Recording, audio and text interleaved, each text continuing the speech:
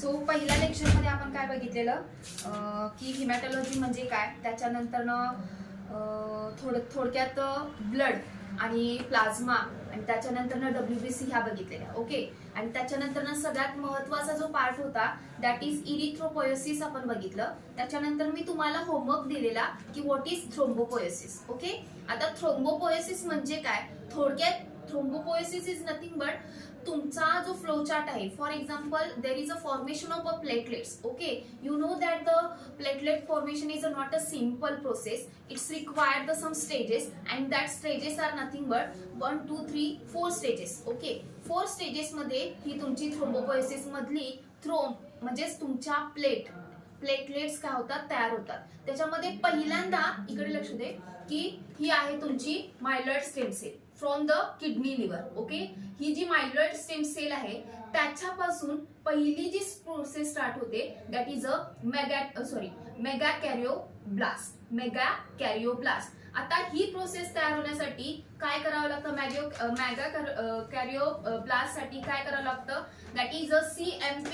हा जो सेल आहे त्याच्यापासून जो मेगाकॅरिओटोज याची कॉलनीज एक तयार होते आणि मेगाकॅरिओटोसाइट्स तयार होतो. आणि त्याच्यानंतर ह्या सेलवर फक्त ही जेव्हा सेल तयार होते, ओके, जेव्हा ही सेल तयार होते तर ह्या सेलवर काय केलं जातं, एक प्रकारे प्रेशर आणलं जातं आणि ह्याला एक्सटेंड केलं जातं. What is that is a platelet precursor extension. म्हणजे काय, ह्या सेलवर एक्सटेन्शन आणलं जातं आणि ह्या सेल मधलं एक्सटेन्शन आणल्यानंतर ह्या प्लेटलेट्स तयार होतात. That is a very simple process. आणि जर तुम्हाला प्लेटलेट प्रोडक्शनच्या स्टेजेस जर बघायच्या असतील तर देर is a 5 stages. Okay.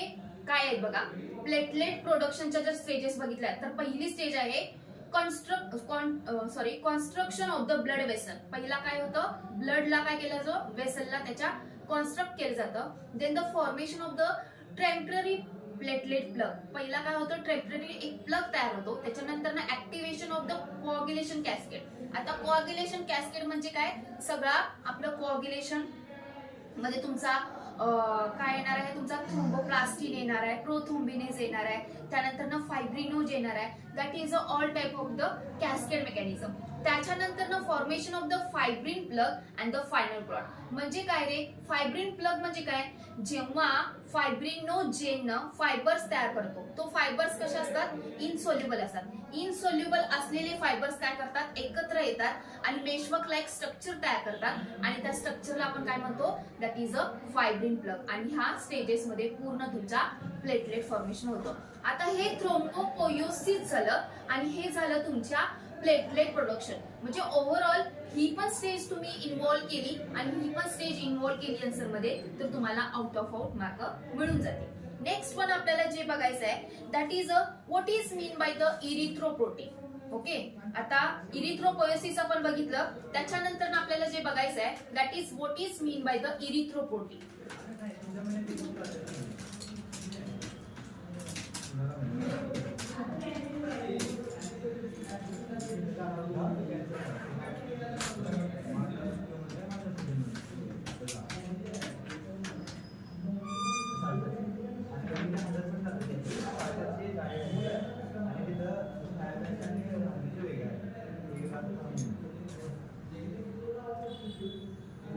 इरिथ्रोप्रोटीन is nothing but hormone secreted by the kidney. म्हणजे काय, हा जो इरिथ्रोप्रोटीन आहे that is a hormone secreted protein, hormone secreted kidney. It is increasing the rate of production of the red blood cells respond to the falling a level of the oxygen in the tissue. म्हणजेच काय रे, erythroprotein is also known as erythropoietin also because of hemoprotein, glycoprotein, cytokine secreted mainly by the kidney response to the cellular hypoxemia stimulate the red blood cell production of in the bone marrow also. म्हणजे याचं काही functioning आहे फक्त की हा secret कुठं होतं, तर ज्यावेळी हार्मोन सिक्रेट होतं कुठं, तर तुमच्या किडनीमध्ये. ह्या किडनीमध्येच हा प्रोटीन तयार होतो आणि ह्याचं काय काम आहे, that is a activation and formation of the red blood cell. That is a no more functioning but they can stimulate the production of the red blood cells. And molecular function त्याचं काय आहे? Hormone activity, protein kinase activation, protein binding activation, protein receptor binding and cytokine activity. म्हणजे काय रे, जेव्हा cell to cell तुम्ही signalling देत असतात तर अशा वेळी काय केलं जातं? For example बॅक्टेरियामध्ये sale to sale म्हणजे for example I call you, okay, I am giving the one signal, okay, also that signaling present in the bacteria also, then that type of a signaling is also done by the cytokine activity. आणि ह्या सायटोकाइन activity साठी पण कोण helpful ठरतो? तर तुमचा erythropoietin. त्याच्यानंतर तुमचा रेड ब्लड प्रोडक्शन साठी हा हेल्पफुल ठरतो. त्यानंतर प्रोटीन कायनेस हा जो एन्झाइम आहे त्याचं प्रोडक्शन, त्याचं स्टिम्युलेशन होण्यासाठी तुमचा इरिथ्रोपोएटिन तुम्हाला हेल्प करत असतो. There is a no more function. You can write the 3 or 4 functioning and you can getting the out of out mark. Next one we can going to the anemia. Okay, first of all anemia म्हणजे काय बघूया. त्याच्यानंतर ना what is mean by the chronic Heinz anemia. Okay, पहिला definition of the anemia बघूया. Definition of anemia.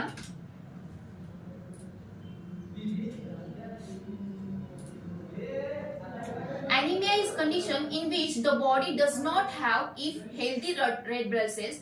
Red blood cells provide the oxygen to the body tissue. Different type of anemia include anemia due to the vitamin B12 deficiency. हे बघा, anaemia म्हणजे अशी condition आहे की त्यामध्ये तुमच्या ज्या रेड ब्लड सेल्स आहे यांचा काउंट कमी येतो आणि यांचा काउंट कमी आल्यामुळे तुमच्या बॉडीला जो हेल्दी ऑक्सिजनचा सप्लाय मिळणार आहे तो काय होणार आहे? ऑक्सिजन लेवल ही is low. Okay, so that anaemic condition are form. You know that there is a many there are more type of the anemia, some precocious anemia, sometime you can tell that the chronic Heinz anemia, acute Heinz anemia, so that there is a type of anemia depending upon the rate of oxygen supplied to the body. Okay, आता simple definition आपल्याला एवढंच लक्षात ठेवायचं आहे. The anemia is which is condition in which they have does not healthy red blood cells. म्हणजे काय? Healthy red blood cells नसल्यामुळे oxygen provide होत नाही बॉडीला आणि अशा वेळी जी कंडिशन आपल्याला होते अशा वेळी वेगवेगळे सिम्पटम्स दिसून येतात. फॉर एक्झाम्पल विकनेस येणं, फीवर येणं, कॉन्शियस म्हणजे असं अस्वस्थ वाटणं, अशा वेळी जे काही सिम्पटम्स तुम्हाला दिसून येतात तर या अॅनिमिया म्हणून येतात. A condition which does not have healthy blood cells. Anemia results a lack of red blood cells or there is a red blood cells in the body. They leads to the reduce the oxygen flow into the body organ. म्हणजेच काय, जिथं जिथं आपल्या cells आहे तिथं तिथं ब्लडचा तर supply होणं गरजेचंच आहे, त्याचबरोबर ऑक्सिजनचा सप्लाय पण होणं खूप गरजेचं आहे. जर अशा वेळी ऑक्सिजन रिड्यूस होत असेल तर तिथलं ऑर्गन डेव्हलपमेंट पण व्यवस्थित नसणार आहे. देन सिम्पटम्स त्याचे काय काय येऊ शकतात? सिम्पटम्स इन्क्लुडिंग द फॅगटी, then skin pallor, then shortness breathing म्हणजे ब्रीदिंग असं फुल येत नाही. फॉर एक्झाम्पल थांबून थांबून येतो किंवा एकदम स्पीड पण होतं ब्रीदिंग मध्ये. लाईट हेडनेस येऊ शकतो, डेझीनेस येऊ शकतो, फास्ट हार्टबीट येऊ शकतं. ट्रीटमेंट हे आपण नंतर बघायचे. ओके, देन आपल्याला जो मेन अॅनिमिया बघायचा आहे that is the chronic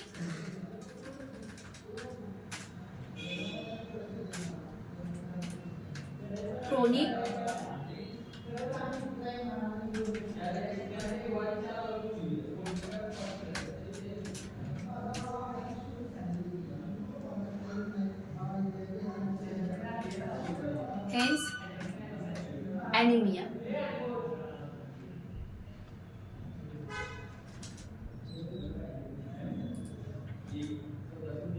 Heinz body is a hemolytic anemia. म्हणजे काय रे? Heinz body is nothing but hemolytic anemia result acute oxidative damage to the erythrocyte causing the egestion of the maple leaf, that is a red maple, rebuke and then the potential sugar maple.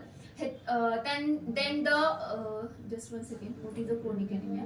Heinz body anemia is a type of hemolytic anemia which is happen to the red blood cells break down or faster than the body can repel them and it can make you feel tired and weak. Chronic hence body anaemia म्हणजे काय? That is a breakdown, इथं सांगितलेलंच आहे. हिमोलायटिक anaemia म्हणजे काय? That is a breakdown of the haem cell. Which haem cells? That is nothing but your red blood cells. Red blood सेलचं breakdown होतं पण काय? Faster than the new formation of the red blood cell. म्हणजे for example one cell is a red one red blood cell is a form, then the new cell जेव्हा formation होतं त्याच्या formation होण्याच्या आधी that is a rate of breakdown is a greater than the formation of the red blood cells. म्हणजे काय, एक sale तयार झाली तर दुसरी सेल तयार व्हायच्या आधी त्याचा रेट खूप हायर आहे ब्रेकडाऊन होण्यासाठी. So that is called as a chronic hedge anaemia. That is nothing but Hence body is anemia, type of hemolytic anemia, which is a red blood cells breakdown faster than the formation of repel the cell. म्हणजे काय, तिथं नवीन sale यायच्या आधी तिथं sale ती काय होते, breakdown होते. म्हणजे रिपल म्हणजे काय, तिथं प्लेस व्हायच्या आधी सेल काय होते, ब्रेक होते. अशा कंडिशनला आपण काय म्हणतो, क्रोनिक हेन्स एनिमिया. कळालं. Next one that is the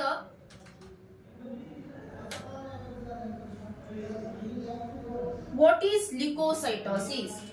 What is mean by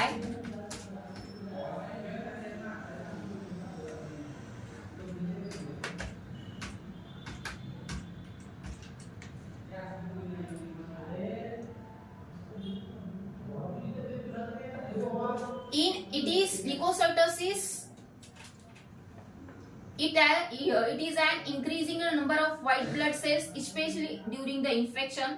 What is the causes of leukocytosis? Then the common causes, that is a high level of the white blood cell is called as a leukocytosis. You know that the leukopoiesis, leukocytosis and leukopenia ह्याची सगळे difference जेव्हा तुम्हाला माहित असतील तेव्हा तुम्हाला easily अर्थ कळेल. Formation of the white blood cells is also called as a leukopoiesis, but in that what is mean by the cytosis? Sometime आपल्याला असं वाटतं की सायटोसिस म्हणजे काय, ब्रेकडाऊन होणं किंवा फॉर्मेशन होणं. That is nothing but in the leukocytosis there is a nothing but higher concentration or the increasing level of the white blood cells. You know that the percentage of the white blood cell, but when it is increasing, when we tell that we are suffering from the any disease, any fever, any disorder, so that any infection, so we can call as that is the formation of the white blood cell is more, so we are suffering from the any disease or disorder. So leukocytosis is nothing but increasing level of white blood cells is called as a leukocytosis. What is the common causes? High white blood cell count can be caused at the aren't due to the underlying disease. Example including normal individual variation, recent sugary, steroid use, medicine. अजून भरपूर काही जे काही आपले symptoms येतात तर त्या symptoms through आपण काय करू शकतो, ल्युकोसायटोसिस आपल्याला कॉज झालेला आहे. What is the causes? एक तरी इन्फेक्शन असू शकतो, एक तरी इन्फ्लामेशन असू शकतं, एक तरी फिवर असू शकतं, एक तरी ब्लड सेल काउंट मध्ये कॉजेस मध्ये जर तुमचा हा नंबर आला तर ट्रेस मुळे होऊ शकतं, काही फिजिकल आणि इमोशनल ट्रेस मुळे पण होऊ शकतं, तर काही इन्फेक्शन डिसीज तर तसं त्याच प्रकारे डिसऑर्डर मुळे पण ही ल्युकोसायटोसिस कॉज होऊ शकतो. आपल्याला एवढंच लक्षात ठेवायचं आहे की what is mean by the leukocytosis and what is the 2 or 3 causes की कशामुळे ल्युकोसायटोसिस होऊ शकतं. सगळ्यात महत्त्वाचं तुम्हाला infection, inflammation, stress, excessive physical or the emotional stress, injury, fever, surgery एवढं जरी तुम्ही लिहिलं तरी सफिशियंट आहे. Next one, what is the causes the formation of the आपण हे बघायचंय मिथॅनोग्लोबिन. आधी बघूया की आपल्याला एकच माहित आहे हिमोग्लोबिन, बरोबर आहे. Then what is mean by the मिथॅनोग्लोबिन?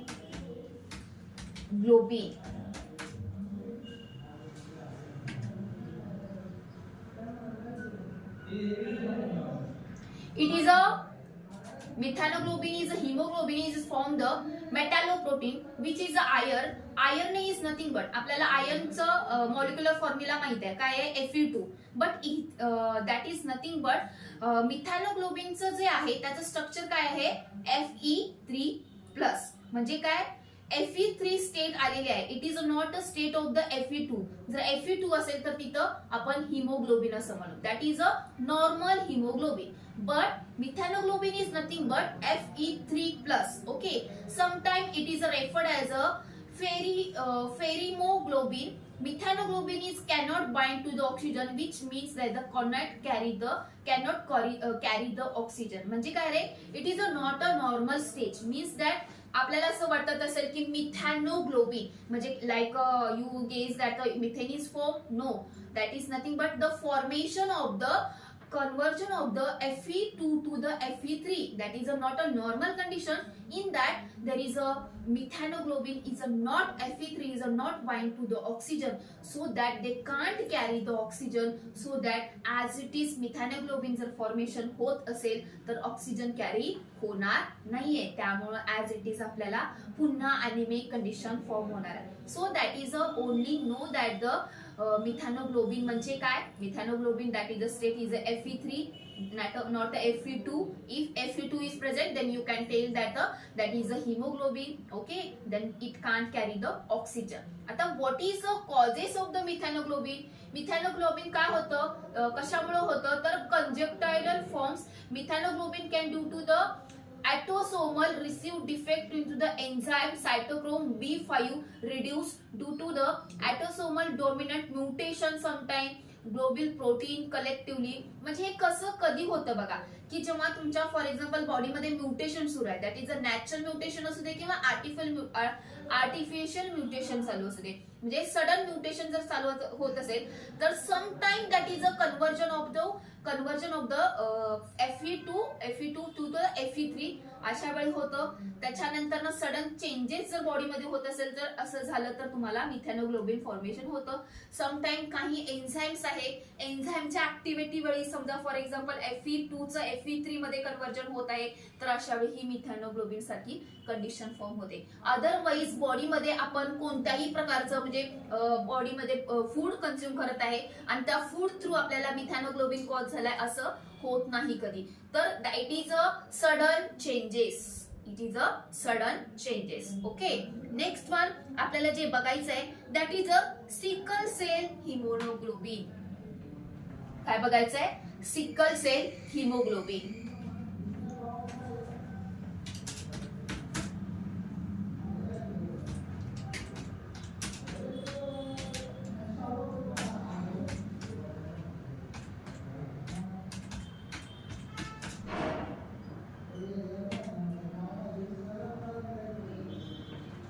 पहिला आपण सिकल सेल डिसीज काय बघूया, त्याच्यानंतर ना सिकल सेल हिमोग्लोबिन बघूया. which is sickle cell is disease. It is inherited group of the disorder. Red blood cell contract into the sickle shape. The cell is die early, leaving a shortage healthy red blood cell. Sickle cell anemia त्याला म्हणतात. It can block to the blood flow, causing the pain. That is the sickle cirrhosis. Infection, pain, fatigue symptoms cell. Okay, पहिला आपल्याला हे आहे sickle sale. Okay, ह्या जेव्हा तुम्हाला अशा सेल्स दिसतील तुला दिसतच असतील that is a red blood cells. Okay, ह्या आपल्या हेल्दी रेड ब्लड सेल्स आहेत. ह्या काय आहेत, आपल्या हेल्दी रेड ब्लड सेल्स आहेत आणि ह्या झालेल्या आहेत, ह्या सिकल सेल झालेल्या आहेत. तर या सिकल सेल का झालेल्या आहेत, that is nothing but red blood cells around a flexible. Okay, round flexible आणि sickle cell shaped they are look like a sickle use as a cut wheat like. That is the जेव्हा तुमचं जे wheat असतं, wheat म्हणजे काय, गहू वरचं असतं असं पाण्यासारखं असतं, बरोबर आहे, बघितलं असेल. सो त्या गव्हासारखं कट केलेल्या गव्हासारखं तुम्हाला इथं शेप दिसेल. So that they can also called as a sickle cell is a nothing a cut wheat. It usually shape due to the disease in time. Okay, आता ही जी डिसऑर्डर आहे ती काय झालेली आहे, it is a nothing but ज्या red blood cells आहेत त्या सिकल सेल मध्ये काय होतात, व्हेरी शॉर्ट पिरियड मध्ये असतात, त्या ब्रेकडाऊन होतात, फास्टर ब्रेकडाऊन होतात आणि त्या काय करतात, तुमचा जो नॉर्मल ब्लड फ्लो आहे त्याला ब्लॉक करण्याचा प्रयत्न करत असतात. म्हणजे फॉर एक्झाम्पल आता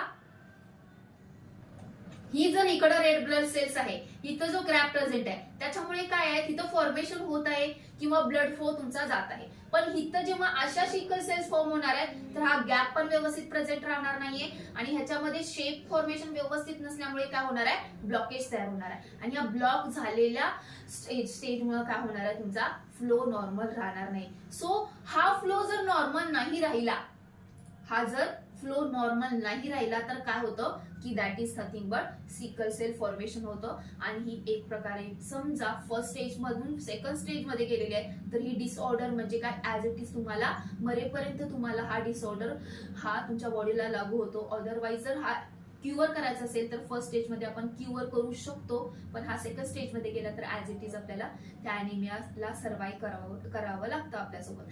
आणि त्याच्यानंतर ना ह्या सिकल सेल मध्ये हिमोग्लोबिनचं काय काम आहे, that is nothing but sickle cell anaemia is one group of inheritant disorder. म्हणजे काय रे, इनहेरिटंट डिसऑर्डर म्हणजे काय, for example my mother is suffering from the sickle cell anemia. Okay, sickle cell anemia. So sometime when I birth, so I am also suffering. म्हणजे genetically मला पण sickle sale anaemia ही disorder असू शकते. म्हणजे inheritance आहे, group of inheritance म्हणजे मला माझ्या आईला आहे तर ती मला पण येऊ शकते. But I am not giving the श्युरिटी, but sometime it happen. Okay, so that is a sickle cell disease. It can affect the shape of red blood cells and they can't carry which carry the oxygen to all. Okay, hemoglobin त्यांनी विचारलेलं आहे, what is the people who can have SD8 inheritance 2 genes. Okay, they each parent code for the hemoglobin S. Hemoglobin S is a abnormal for the hemoglobin that cause the red blood cells become rigid sickle shape. It's commonly called as a sickle cell anemia. म्हणजे काय रे, SCD is एक inheritance म्हणजे SCD एक असा gene आहे. Okay, तो normal कशासाठी काय करतोय, एकच मिनिट, इच पॅरेंट काय करतो, एक हिमोग्लोबिन साठी कोड करतोय. पण जेव्हा तुम्हाला सिकल सेल अॅनिमिया होणार आहे तर त्यावेळी काय होणार आहे, त्या हिमोग्लोबिनचं फॉर्मेशन एस हिमोग्लोबिन असं होणार आहे. and that is can cause the red blood cell rigid and sickle cell and that is called as a anemia. म्हणजे काय रे, SCD इनहेरिटन्स 2 जीन्स आहेत त्यांना जो नॉर्मल हिमोग्लोबिन कॉज करणार आहे तर तो जेव्हा नसणार आहे, जेव्हा एस हिमोग्लोबिन तिथं प्रेझेंट असणार आहे तर तुम्हाला लक्षात ठेवायचं आहे that is the can cause in the haemoglobin sickle cell haemoglobin. Okay, खाली फोन करा लेक्चरवर येतो, आमचं लेक्चर वापर. ओके,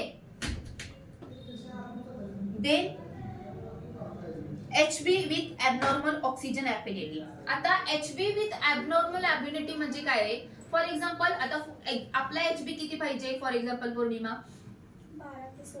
12 ते 16 पर्यंत पाहिजे आणि मेल मध्ये किती पाहिजे, 12 ते 18 पर्यंत. सो हा जर HB लेवल 12 ते 16 किंवा 12 ते 18 पर्यंत असेल तर तुम्ही HB लेवल बरोबर म्हणता. समजा आता काय म्हणलंय त्यांनी, HB विथ ॲबनॉर्मल ऑक्सिजन ॲफिनिटी जर फॉर्मेशन झालं म्हणजे काय रे, दॅट इज द कॅरिंग, जे काही तुमच्या रेड ब्लड सेल्स काय करतात, ऑक्सिजन कॅरी करतात.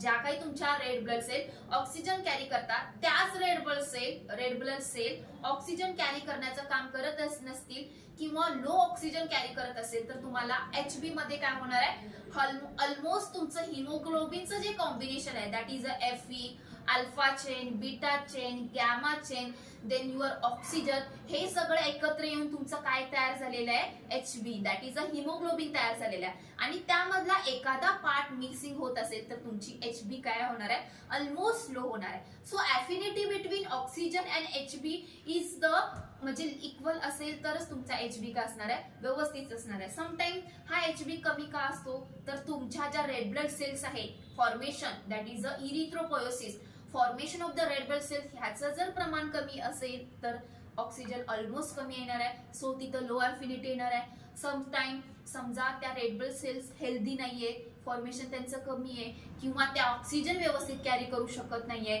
काही वेळा सिकल सेल ॲनिमिया फॉर्मेशन झालंय, ॲनिमिक कंडिशन फॉर्मेशन झाले, ऑदर इन्फेक्शन झालेलं आहे, इन्फ्लामेशन झालेलं आहे, तर ह्या सगळ्या सिच्युएशन जर फॉर्मेशन झाल्या तर तुमची ॲफिनिटी काय होणार आहे, लो येणार आहे ऑक्सिजनची आणि तुमचा ऑलमोस्ट HB काय होणार आहे, कमी येणार आहे. ओके, देन ह्याच्यामध्ये नेक्स्ट काय विचारलंय, गिव्ह द रिझन मध्ये की पहिलं काय विचारणार आहे, the biconcavity of the RBC is the advantages.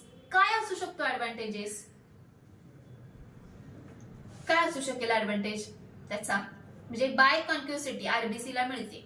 तर आपण बघूया इकडे की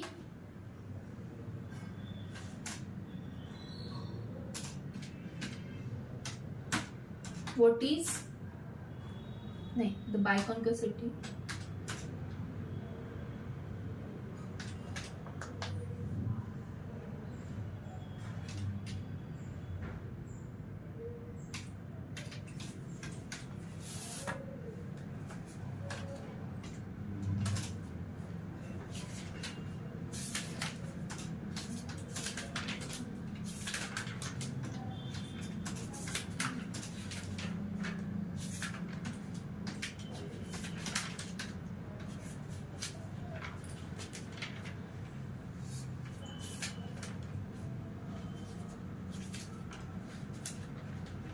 okay it is a very simple advantages बघा that is RBC are circular okay circular पहिला असते आपण काल इरिथ्रोपोएसिस मध्ये बघितलेलं आहे नंतर ना तिचं फॉर्मेशन व्हायला सुरुवात होते okay circular and biconcave in shape lacking the all cell organelles reason because of the circular and biconcave shape increase the surface area for the oxygen binding and the lack of organelle result in the non self utilization of oxygen being the carried म्हणजे काय रे there is a no more functioning म्हणजे for example जेव्हा ती अशी बायकॉन्केव्ह होते तर ती एरिया काय करते कुणासाठी ऑक्युपेशन साठी ठेवते that is a occupation for the oxygen binding म्हणजे जेव्हा ऑक्सिजन येणार आहे तर त्याच्या सरफेसला अटॅचमेंट होण्यासाठी जो वेळ टाइम रिक्वायर्ड लागतो तो रिक्वायर्ड टाइम लागणार नाहीये बिकॉज त्याचं जे बायकॉन्केव्ह नेचर आहे त्याच्यामुळे ऑक्सिजन इझिली दोन्ही साइडला बाइंड होऊ शकतो आणि तो पुन्हा पुढे कॅरीड आउट होऊ शकतो so that is a particular region that is a biconcavity of the RBC it is a very beneficial for to the giving to the surface to the binding of oxygen and lacking from the other organelle okay there is a no more reason only one reason giving the increasing surface of the area to binding the oxygen next one rbc shrink into the 2% concentration of the sodium chloride ह्याचं हे बघूया reason why rbc are shrink in 2%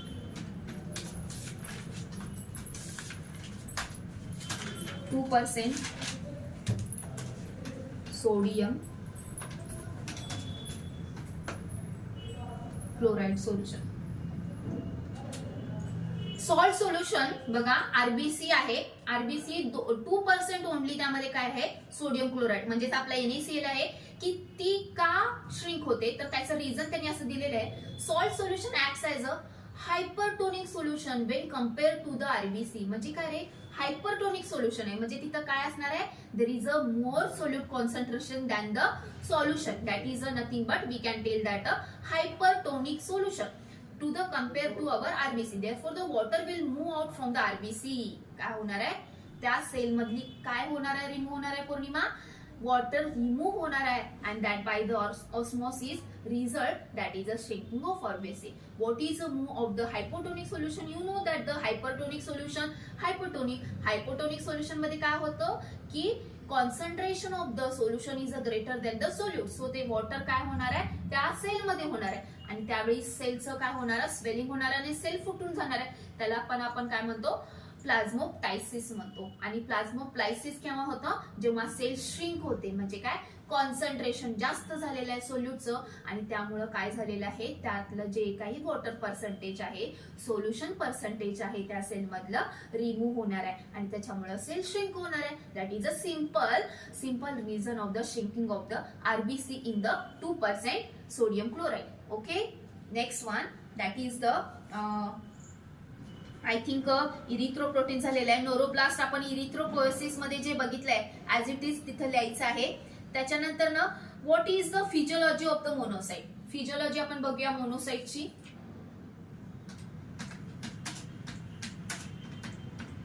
what is the physiology of monocyte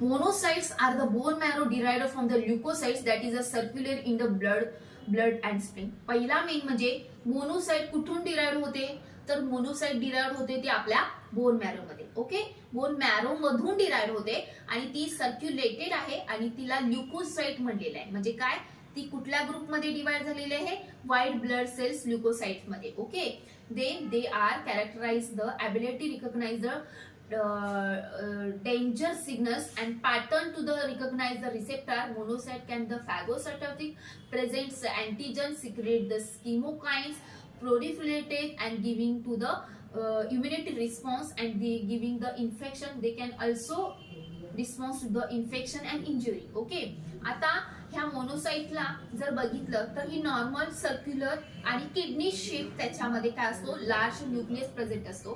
he derive काय केली आहे, bone marrow पासून derive केलेली आहे. तर याचं फंक्शनिंग जास्त न सांगता ही काय करते, it's looks like going to the phagocytosis process, की कोणताही फॉरेन पार्टिकल अँटीजन आला तर ती काय करते, सिक्रीट करते किमोकाइन्स आणि प्रोलिफरेट होते आणि त्याच्यानंतर ना एखाद्या इन्फेक्शनला काय करते, इंजुरीला की व्यवस्थित हँडल करून ती तिच्या सेल डेब्रिज रिमूव्ह करून टाकते. आता त्याचं फंक्शनिंग तर सांगितलं. आता फिजिओलॉजी जर बघितली मायक्रोफाजी म्हणजेच तुमच्या मोनोसाइटची, there is a phagocytosis destruction bacteria harmful organism. They are deserve phenotype proliferation phagocytic cell derive from the bone marrow. त्यांनी तेच सांगितलेले आहे की पेरिफरल ब्लड मध्ये ही प्रेझेंट असते, बोन मॅरो मधून येते आणि त्याच्यानंतर ना इट्स लुक लाईक असे असते तुमची सेल. कळालं? तर हे ह्याचं जे नेचर आहे, हे असं काय नेचर आहे, जेव्हा ही असते सर्क्युलर, बट जेव्हा एखादा अँटीजन आणि एखादा फॉरेन पार्टिकल आला तर ही सेलला असा शेप करून टाकते स्वतःचा. आणि हा जो आत येत आहे तो कोण आहे, अँटीजन आहे, बॅक्टेरिया आहे, फॉरेन पार्टिकल आहे. ह्याच्यामुळे ती एक्सटेंड झाली आणि आत घेऊन त्याला काय करणार आहे, त्याच्यावर प्रोसेसिंग करणार आहे, त्याचं किलिंग करणार आहे आणि तिची काय करणार आहे, रिमूव्ह करून टाकणार आहे. That is the microphage. हे बघा, कळतंय? ही असताना ही अशी आहे आणि झाली कशी जेव्हा अँटीजन आला. कळालं? हे बघा, हे स्टेजेस. हा अँटीजन आला, बघताना आपल्याला ही अशी दिसते. कळालं? ओके.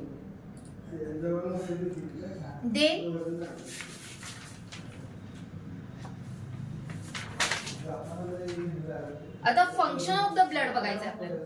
काय काय असू शकतं function of the blood? Oxygen carry करण्याचं काम. ओके, एक तर ऑक्सिजन कॅरी करणार आहे, त्याच्यानंतर ना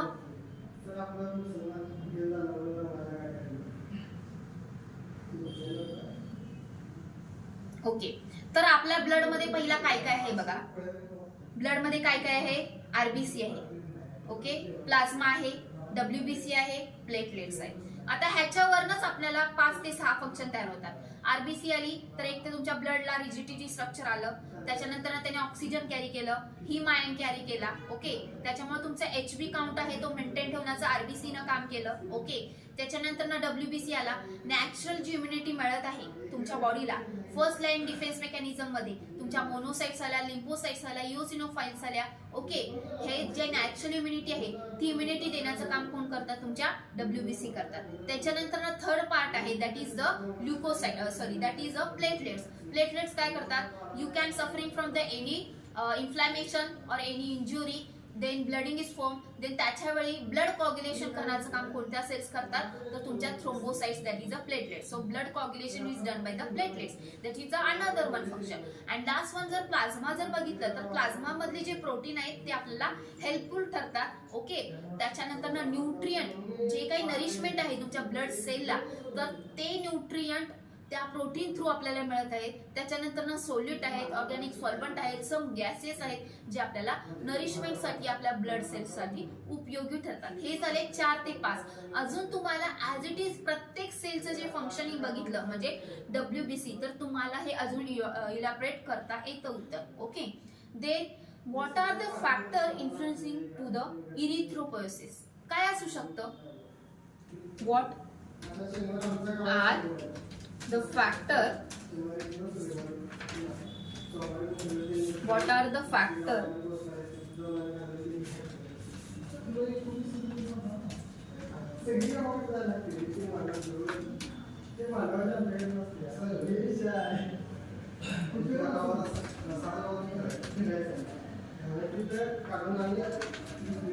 Influencing erythropoiesis.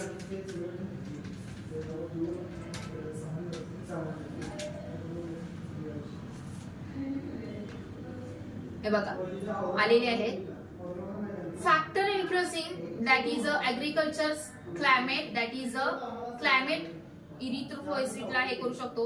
Soil type, irrigation, technology हे पण करू शकतो. पण त्याच्यानंतर हे ऍग्रिकल्चर मध्ये बघितलेलं आहे. आपल्याला कशामध्ये बघायचंय?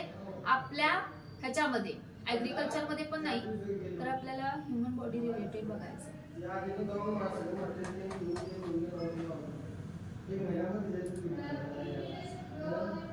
त्यांनी सॉइल रिलेटेडच दिल्या. आपण ह्याच्यामध्ये बॉडीमध्ये बघायचं आपल्याला.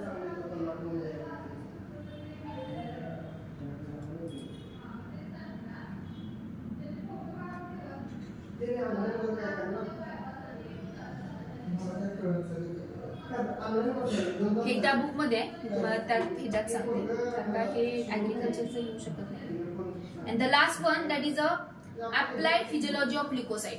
आता अप्लाइड फिजिओलॉजी म्हणजे परत ल्युकोसाइड बद्दल आपल्याला सगळं सांगायचंय. ह्यामध्ये काय आहे माहितीये काय? ल्युकोसाइड बद्दल ऑल ज्या 5 सेल आहेत त्या 5 सेलची आपल्याला फिजिओलॉजी सांगायची आहे. म्हणजे काय लिहायचं? For example leukocyte is divided into the granulocyte, agranulocyte, then the त्याच्यामध्ये न्यूट्रोफाइल्स आली, युओसिनोफाइल्स आली, बेसोफाइल आली, लिम्फोसाइट आली आणि त्याच्यानंतर मोनोसाइट आली.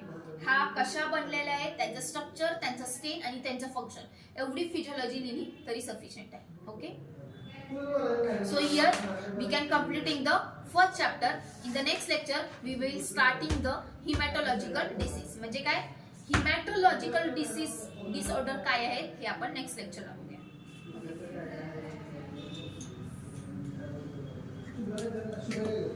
Tidak boleh kan?